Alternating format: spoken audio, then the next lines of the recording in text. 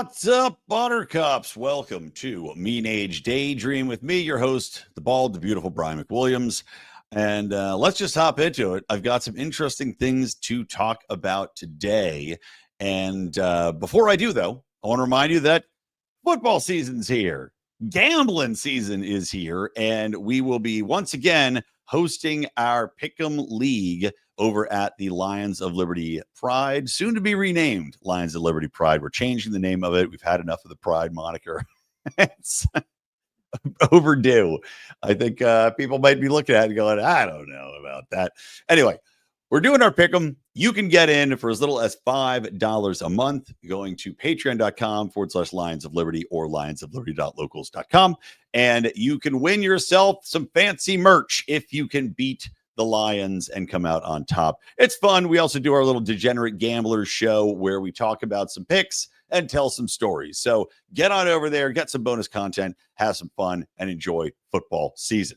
Okay, so coming into today, there's been a couple interesting things going on, and one of which I think I'll save the Russia talk for the end of it, because we had an interesting discussion, speaking of our Patreon, with some of our high-level supporters. We do a call every month, and we were discussing the balances of power and the alliances that are formed and could be falling apart and reformed anew in the world order. So Russia played an interesting role in that conversation, and I do want to explore that, so that'll be at the end. But to start things, I got to talk about the 4chan, the clowns at 4chan.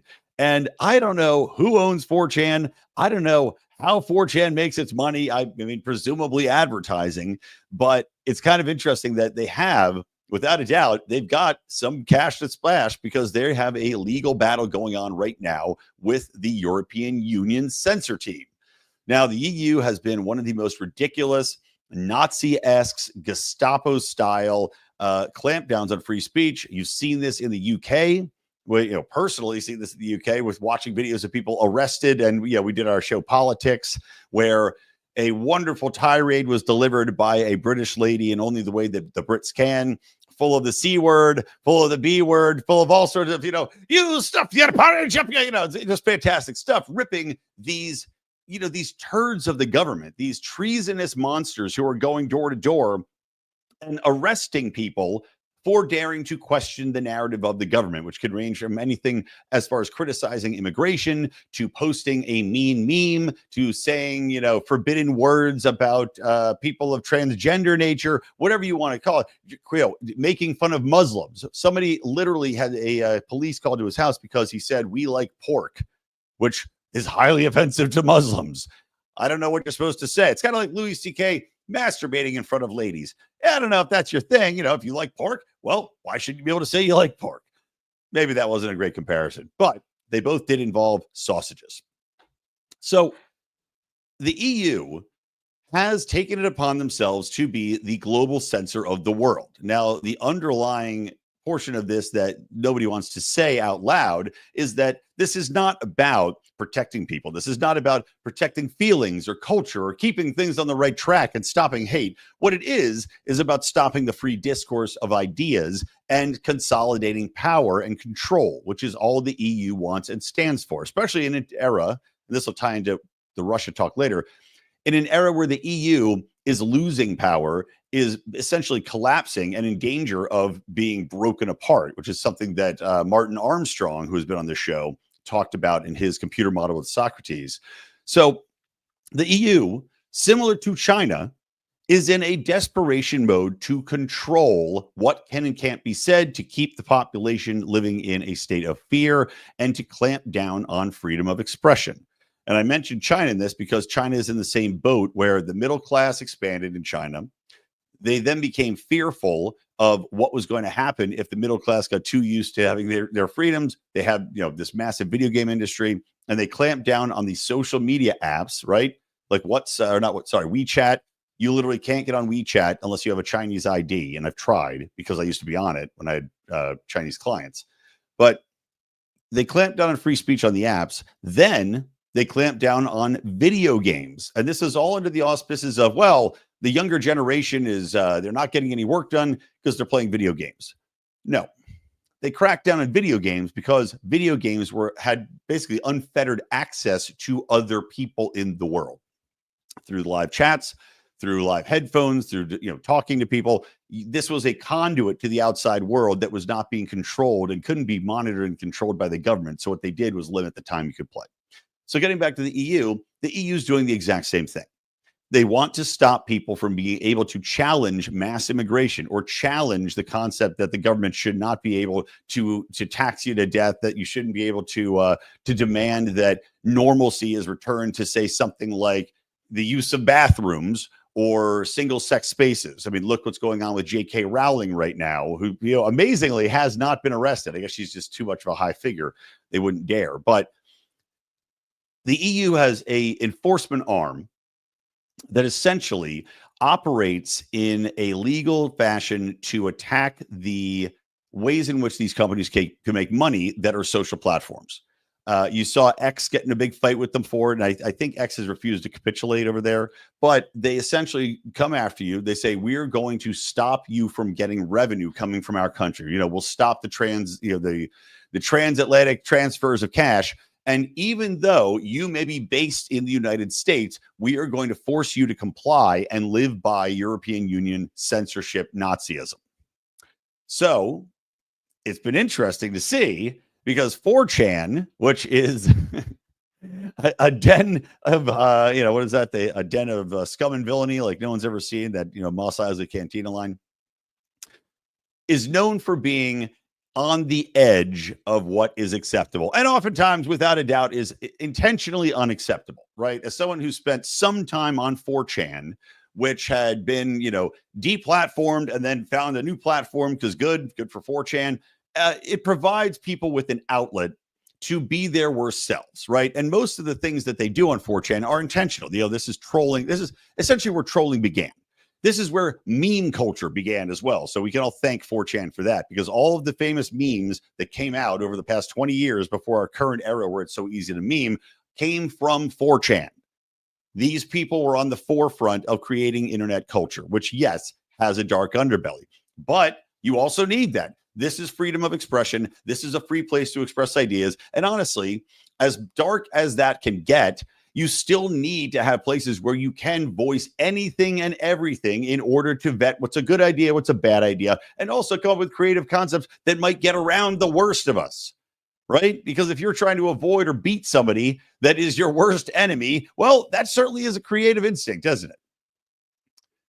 So 4chan, since they apparently have money, has told the European Union censor Nazis to stick it right up their fucking ass. They tried to levy fines, which I think were something like 20,000 euro a day on 4chan's revenues, try to take them to court, try to enforce these draconian laws. And of course, the fines will keep going up. And 4chan basically said, fuck you, we live in the United States. We're a US-based company. We are not going to change and monitor our platforms, because what the UK is demanding essentially is a fundamental change in how your platform operates. I guess in certain samples, like let's say a Twitter, they'll force you to remove posts and have content editors, right? Let's say, I'm trying to think where Twitter, I think, actually acquiesced. Might have been over in the EU somewhere, maybe in Brazil. But they want you to fundamentally change your platform or have nonstop censor content moderation, which is expensive, which is bullshit, which is unconstitutional here in the United States. So 4chan said, we're not going to do it. And if you want to come take us, we'll take you to court. We'll fight you tooth and nail. You can read the legal documents online because they release them. And they're saying, we want to bring the power of government to bear on this too. Let's make this into an issue of freedom of speech. Let's put this in the position of our countries versus your union here, wherein we will defend the rights of our countries and the companies within these countries to operate as we see fit. And it's up to your people to decide whether or not they want to take part in our version of free speech. Now, I don't know if this is a fight that Trump will take on. He certainly has taken on a lot of interesting fights, because 4chan does bring with it the easiest of bait for Democrats to use, for the Gavin Newsom pieces of shit of the world to custom cherry pick the worst that 4chan has to offer and say, well, this is what 4chan stands for. And now the Trump administration is defending it. But any person who has critical thinking skills will understand that, yes, this is exactly what the Trump administration needs to defend. This is precisely what freedom of speech is. This is precisely what the First Amendment protects. And this is exactly what we need to battle against the European Union on. Because if they succeed, if we, as the United States, acquiesce and allow our country, or our companies to be battered and sued and cajoled by fine and fury into obeying censorship laws, well, then guess what's going to happen? We will then be under European censorship, because we will have our companies forced to adapt. We then will have that adaptation forced on us just because it's too expensive and too inconvenient and too much of a pain in the ass for them to do otherwise. They'd have to roll out two complete versions of separate operating systems, separate moderation systems in order to comply while still allowing us the freedom. And frankly, they're not going to do it. So it's going to be the trickle-down effect of censorship as forced upon us. But as I said earlier, the irony is deep that all the people that want to call 4chan the Nazis of the internet are now beholden to 4chan as the heroes. You know, it's like Batman. 4chan may not be the hero that the free speech defenders want. Not that the DNC people are free speech defenders. We know that they're authoritarians when it comes to speech, but they definitely are the heroes that America deserves. So 4chan, I salute you. Okay. Next thing, guys, I want to get into here is the DNC is holding their summer meetings. Now, this comes amidst the DNC doing their own internal research, which shockingly told them that they were fucking up across the entire board, that they have the most unpopular positions, that nobody likes. I mean, this is their own internal reporting. And what was hilarious, I talked about this on another show. This was after Kamala Harris ran for president. And the DNC had a study done, a research study done. And they specifically said, okay, go see what people think about us, if we're on the right track or the wrong track. But don't ask them in specifics if they care, if we're talking about the trans stuff. And we don't want to talk about that. Of course, that was a real cultural fire point. That was, without a doubt, had a major impact on the election. The ad that Trump ran saying that Kamala is for they, them, Trump is for you, was a brilliant piece of advertising and very poignant. And a lot of people said, yeah, exactly. Why are we talking about a 0.01%, of the population and changing our society and changing our rights and changing the way in which we view women's rights completely as a societal level and redoing the bathrooms and redoing sports for this tiny fraction of the population? It doesn't make any sense. And the DNC just won't give it up. You would have thought that they would have put all the cards on the table and said, we want to know it all if we're going to do a study. Well, guess what? They didn't. They now have the lowest ratings as far as polling goes, if you believe polling, of the, I think, ever in Democrat history of the party, the lowest polling numbers. And this is while Donald Trump is in office, remember. So before, they had been able to gin up such hatred and, of course, the Russiagate scandal and the lies and put together by the deep state and combined with Hillary Clinton's campaign and the DNC. That, of course, did a lot to discredit Trump. Plus, Trump has a way of rubbing people the wrong way. And Trump's poll numbers are not fantastic either. They've gone down from when he took office. Frankly, I think that the crackdown on crime would definitely help him, especially because you have all these interviews now coming out with black residents in Chicago calling to have the National Guard deployed there, even though, Chicago's idiot socialist mayor is saying, we're going to rise up against it. No, you're not. The people in Chicago want the National Guard there because they are not safe and you have an incredibly high murder rate. But I digress. So the DNC doesn't get the memo. And they keep doubling, tripling, quadrupling down on the dumbest battles that are 80-20 in the cultural landscape here, and they always take the 20. So I want to share their summer meeting videos because there's some real gems in here. And they also apparently don't understand that while ICE and the videos of ICE coming in and taking families out may not be that popular, maybe they get a little bit of backlash, people voted on the immigration issue and noticed that there is a problem with immigration in this country. But the Democrats will not accept that. So let me share this video first. And then I'll share another gem in just a second. All right. Share that screen. Here we go.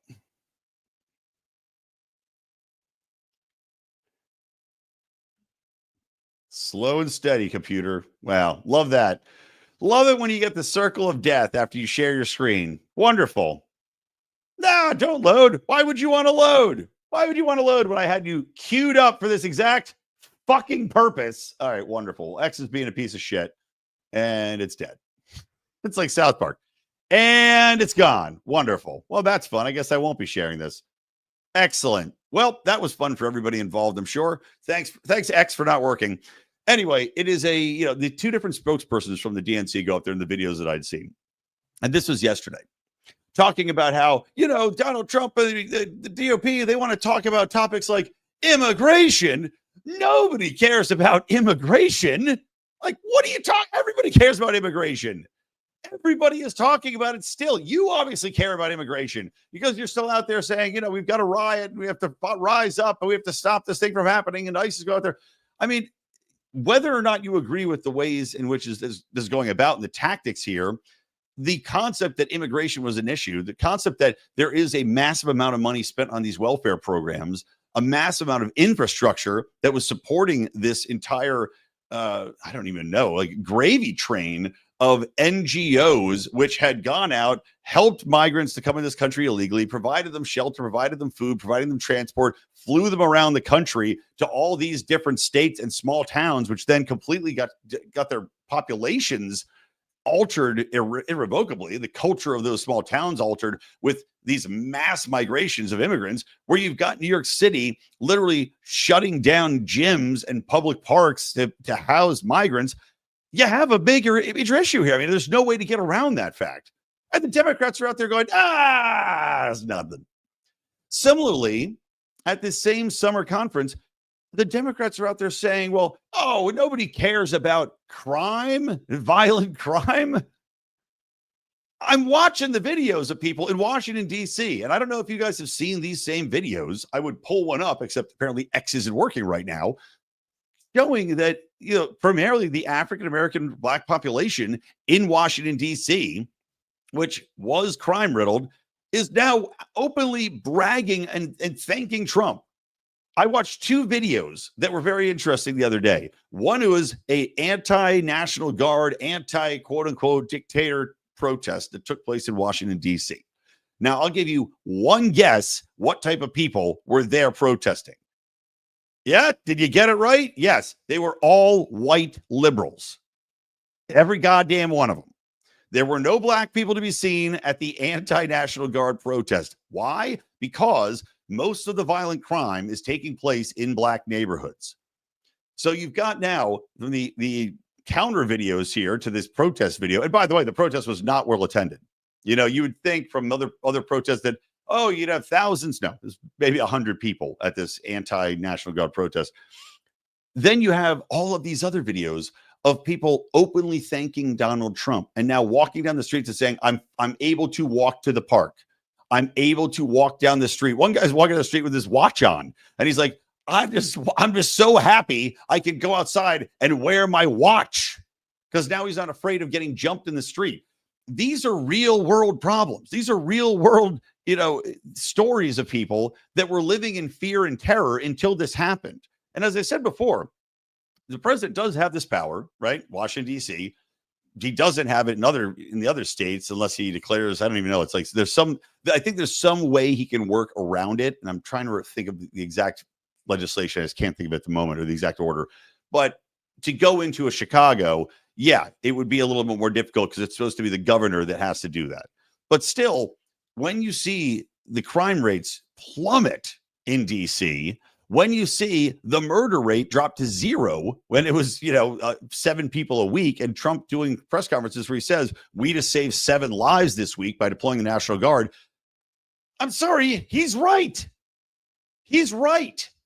At some point, the responsibility for the city's safety is, if it's been completely ignored, if it's been dropped, if you've got DAs that are unwilling to prosecute, and you've got criminals that are running wild with nobody able to stop them, yes, you would want the National Guard to come in there, and it looks like it's been very effective. So for the government, I'm sorry, for the Democrats to have these summer meetings and go, nobody cares about crime, showcases how fucking stupid they are and how disconnected they still are from reality. They still don't understand what the issues are and how to address them and how you need to address them, because your voters, which, by the way, black men and black women fled the Democrat Party in record numbers last time to vote for Trump. You don't think that this is going to convince them further to vote for Trump, that he actually has their interest in mind, that the GOP does, that they have to crack down on crime in order to make their communities more safe and secure? You see a Chicago and you don't think, shit, maybe we should do something about that? Or a Philadelphia? Or a, what's the other crime-riddled spot that they were talking about deploying to? Baltimore? The people in Baltimore and Chicago are begging for Trump to be deployed, to deploy the National Guard there. I just saw it on CNN. One of the funniest interviews I've seen in a while. A lovely young black girl is, and I mean, well, woman, not girl. She's probably about 25. This CNN anchor is there, or on the site correspondent is there, trying to pressure her into say something negative, like, we don't want them here. She goes, well, do you the statistics stuttering statistics, the statistics say that crime has dropped in Chicago over the past month. Do you think that's true? Do you feel it? And she goes, no, it's not safe. I don't believe those stats. I want the National Guard here. I want Trump to deploy them. My community is in danger. I want the Guard here. I want what happened in DC to happen here. This is directly from the communities. This is not paid protesters, as you heard from the guest that my colleague John Odermatt had on Finding Freedom, that basically traffics in paid protesters that they just bust into these places. These are not the paid protesters. These are the people that live there, and they're begging for relief. Does not matter to the Democrats. They are going to continue to plummet. And I agree with the concept that the DNC is going to break up and be no more. I really think it's coming. All right. Speaking of things that are breaking up, it's not us. Don't worry. The Lions of Liberty always stays around, baby. We don't go anywhere. We laugh. We laugh and point as all these other podcasts crumble. So as I mentioned, Russia, and of course, its leader Putin have been widely demonized, and look, for good reason, right? You can find a million ways to demonize Putin. I would argue you can find a million ways to demonize us in Ukraine and everywhere else in the world. But Putin and Trump meet, right? They get together. I haven't talked about this yet. They get together in Alaska, which, yes, you can see Russia from Alaska. Sarah Palin was vindicated in that. But they get together. They have a lovely meeting, right? And then you've got some people from both Fox, like corporate press, but Fox and other outlets saying that, well, Putin kind of ran roughshod over Trump, and Putin got everything he wanted out of this meeting. And what did the United States get? Yada, yada. Now, predictably, this is going to be the narrative from certain news outlets. And of course, the question is, what's going on behind closed doors? And we were talking about the fact that Putin and Trump do not trust the couriers. They do not trust the deep state. They're essentially sending direct correspondence now to each other to continue the talks. But what's interesting to me is that despite the fact that Trump is surrounded by neocons who he needs to purge and has done some of that, John Bolton getting raided gave me a tickle in my asshole. It's fantastic. But he needs to purge more of the neocons that are his advisors. But at the same time, it was fascinating that the man sat down with Putin, because every neocon in the world wants World War III. Every banker in the world wants World War III. NATO wants World War III. European Union wants World War III. Weapons manufacturers want World War III. Everybody wants World War III except Donald Trump and Vladimir Putin. And for anybody that's saying Vladimir Putin wants World War III, you need to pull your head out of your fucking ass. He does not. Vladimir Putin does not have world domination on the platter. Vladimir Putin wants to keep Russia safe and keep Russia Russia. I believe that with my full heart and soul.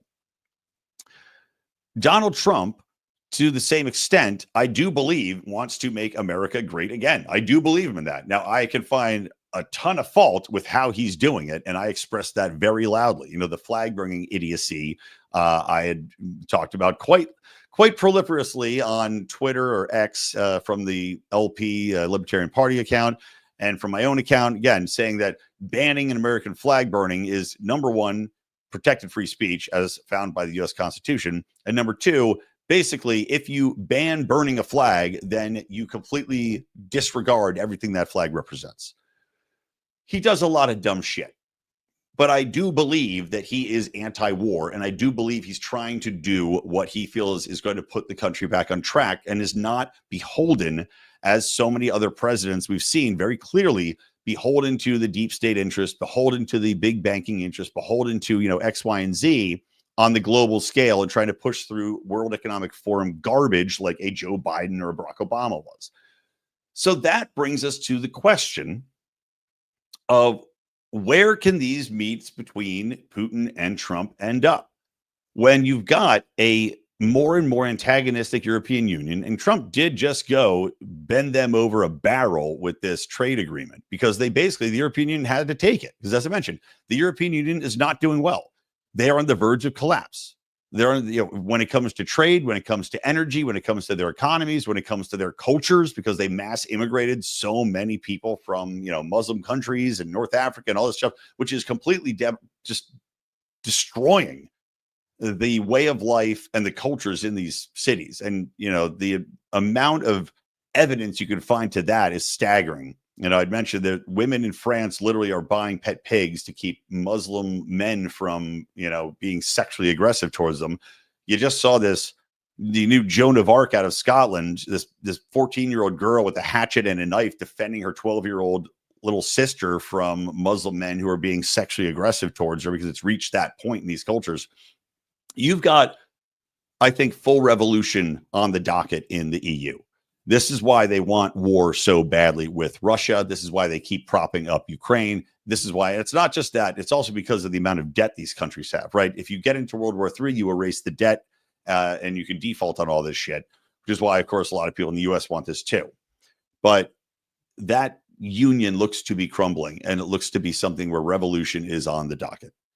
So they are enticed not to have America's back if America wants peace. If America wants to sit down and Trump wants to meet with Putin and negotiate a peace deal that's going to work, the European Union is actually enticed to stop that, to work against it, to provide, let's say, to blow up a pipeline, to Hungary, to have a false flag attack, to keep this going at all costs. There's a reason why when they're having these high-level meetings, Ukraine drops bombs and drones all over Russia in the middle of a peace talk between Trump and Putin. This is by design to keep this thing going. So we're thinking through whether or not it makes more sense. And I know this is going to be upsetting to people, but we're playing a little game theory here. Does it make more sense for the United States to pull out of NATO and to actually become allies with Russia? Now, number one, that would ally two of the biggest nuclear powers in the world. It would ally two economies. Now, Russia's economy is vastly smaller than ours, but still, two economies that have energy out the ass. Russia's got a ton of energy, as do we. Russia also has access to the rare earth minerals that we need so badly because of the alliance with China. So what if then the New World Order becomes America, China, and Russia? Because China and the United States are also interdependent when it comes to trade, when it comes to our economies being linked. And the best way to have an avoidance of war is to have economies that are vastly dependent on each other. We don't need shit from the EU. We don't. What do we need? Cheese and attitude? They're dependent on us. They're dependent on China. They're dependent on Russia. If you did have an alliance between Russia and China and the United States, you would basically have world peace. Because there's no way that people are going to step out of line in Europe when they're surrounded by the three largest nuclear powers with the three largest standing armies, with the most military budgets, with the most energy at their disposal, controlling all of the rare earth minerals that you need to do everything and anything. The EU would be completely fucked. And as this evolves, I'm just telling you, it may make more and more sense to do that, because if you have people that are aligned and we don't want war, we just want to be left alone, have our people thrive and survive. And China clearly has China's interest at heart. There's a reason for all their vaunted new military and the size of China. They don't want war. Russia, for what you can say about them being the aggressor in Ukraine, they're not going to keep on marching across Europe. It's not going to happen. They want their borders secure against NATO infringing on them. And I believe this. You can find fault and you can tell me I'm fucking wrong. They want their borders secure. They don't want missiles creeping in. They don't want NATO at the doorstep in Ukraine. That's what led up to this. It was stated clearly in CIA memos that were leaked. Putin doesn't want NATO in Ukraine. He will do everything to stop that. That is the ultimate red line. And look what happened. So stay tuned. I'm just saying this is game theory right now, but if the EU doesn't play its cards right, and if Putin and Trump get closer and closer, and this war comes to an end, and it seems to make a lot more sense where European unions are the aggressor here to keep things destabilized and to push war and to push, all sorts of different dirty tricks, while also being the censors of the world, trying to enforce, censorship laws and Nazism of cultural ramifications on all of us. Well, you might see a reshuffling of the deck. Anyway, that's my deep thought for the day. I'm sure I'll get lots of hate for it. All right. If you hate me, you can come and tell me to stick it over at Patreon, patreon.com/Lions of Liberty or lionsofliberty.locals.com. Otherwise, from me, Brian McWilliams, from the Lions of Liberty Network and from Mean Age Daydream, keep those electric eyes on me, babe, and keep that ray gun to my head. I will talk to you next week.